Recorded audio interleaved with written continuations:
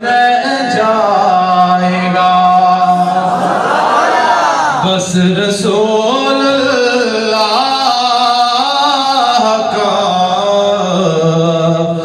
دین حسن رہ جائے گا۔ آپ فرماتے ہیں کہ نام شاہ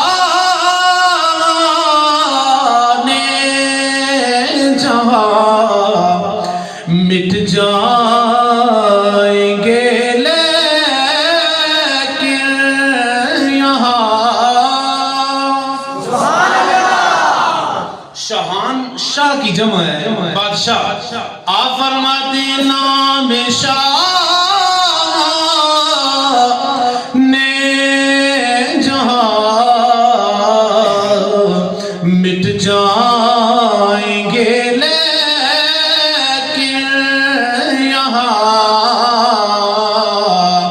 حشر تک نام و نشان پنجتن رہ جائے گا،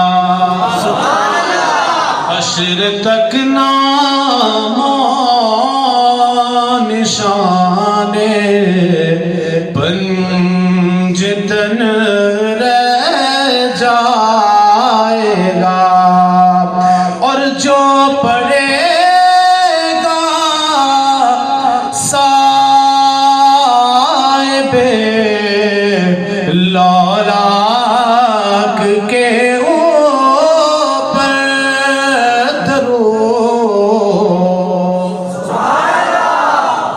درود پڑھنے کا فائدہ کیا ہوگا؟ جو بندہ ہر وقت اللہ کے رسول صلی اللہ علیہ وسلم کی ذات پہ درود و سلام پڑھے، آپ فرماتے ہیں اس کا جو اگلا یہاں پہ جو دنیا کے اندر وہ پڑھتا جائے گا، اس کو دنیا کے اندر جو بہاریں ملیں گی وہ تو الگ ہے، لیکن اس کا جب قیامت کا معاملہ آئے گا، قبر کا معاملہ آئے گا، حشر کا معاملہ آئے گا، اس وقت اسے انعام کیا ملے گا؟ یہ نعت کوئی عام نعت نہیں، کسی ہمارے گاؤں باغ کے بندے کی لکھی ہوئی نعت نہیں، یہ نعت اس بندے کی لکھی ہوئی ہے جسے ناموس رسالت مآب صلی اللہ علیہ وسلم کے اندر جن کو تختہ دار کے اوپر پھانسی کے اوپر لٹکایا گیا، اور جب پھانسی کے اوپر لٹکایا جا رہا تھا ان کے گلے کے اندر پھانسی کا پھندا تھا، ایک طرف وہ پھندا تھا، لوگوں نے کہا کافی آخری وقت ہے، اس آخری وقت کے اندر بھی رسول اللہ کی عزت و ناموس سے باز آ جاؤ۔ آپ نے فرمایا میں کیا، میری آنے والی نسلیں بھی مٹتی ہیں تو مٹ جائے، رسول اللہ کا دین آج بھی ہے،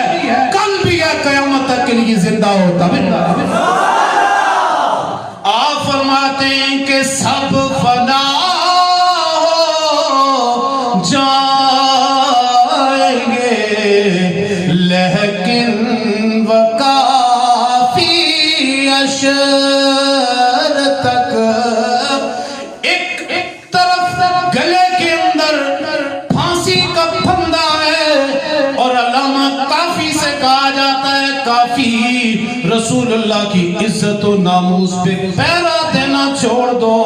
تمہیں زندگی بھی تمہاری بخش دی جائے گی، تمہیں انعام بھی دیا جائے گا، تمہیں مال بھی دیا جائے گا، تمہیں دولت بھی دی جائے گی۔ آپ نے فرمایا میں لعنت بھیجتا ہوں اس دولت پہ، میں لعنت بھیجتا ہوں اس مال پہ، میں مٹ گیا تو کیا ہوا کہ سب فنا ہو جائیں گے لیکن وقافی حشر تک نام حضرت کا زبانوں پر سخن رہ جائے گا، نام حضرت کا زبانوں پر سخن رہ جائے گا۔ ذرا باز بلند سب بس رسول اللہ کا دین حسن رہ جائے گا۔ پکار کے کہہ دیجئے بس رسول اللہ کا